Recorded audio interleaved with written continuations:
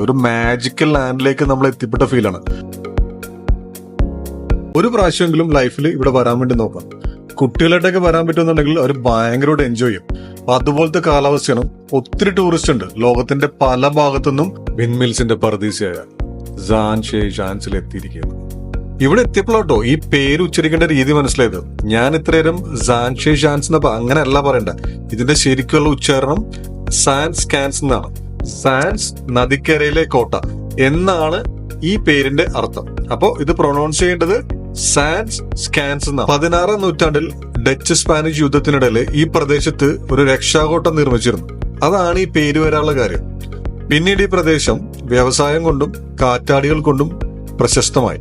ഈ നെതർലാൻഡ്സ് എന്നുള്ള സ്ഥലം ഞാൻ നേരത്തെ പറഞ്ഞ പോലെ തന്നെ ഒത്തിരി വെള്ളത്താൽ ചുറ്റപ്പെട്ട സ്ഥലമാണ്. അപ്പൊ വെള്ളത്തിന്റെ സൈഡിലായി നിന്നിട്ട് ഒത്തിരി കാറ്റ് കിട്ടുന്നുണ്ടിട്ട് ആയിരക്കണക്കിന് കാറ്റാടി യന്ത്രങ്ങളാണ് ഇവിടെ എല്ലായിടത്തും പ്രവർത്തിച്ചിരുന്നത്. അപ്പൊ അതിലൊക്കെ കുറെയൊക്കെ നശിച്ചുപോയി. പക്ഷെ എന്നാലും കുറെ കാറ്റാടി യന്ത്രങ്ങളൊക്കെ ഇവര് സംരക്ഷിച്ചു വരുന്നുണ്ട്. ഞാനിപ്പോ സാൻസ് നദിയുടെ തീരത്താണ്. കുറച്ചേരം ഇവിടെ ഇരുന്ന് ഇവിടുത്തെ കാലാവസ്ഥയും ഇവിടുത്തെ പ്രകൃതിയൊക്കെ ഒന്ന് ആസ്വദിക്കാന്ന് വിചാരിച്ചു. ഇവിടുന്ന് കുറച്ച് മുന്നോട്ട് നടന്നാല് നമുക്ക് ഈ ഒരു സ്പോട്ട് കിട്ടും. നമുക്ക് മടുക്കില്ല കേട്ടോ. ഞാൻ കുറെ നേരം ഇവിടെ ഇരുന്ന് ഈ വിൻമില്ല് കറങ്ങുന്നതും ഈ ഒരു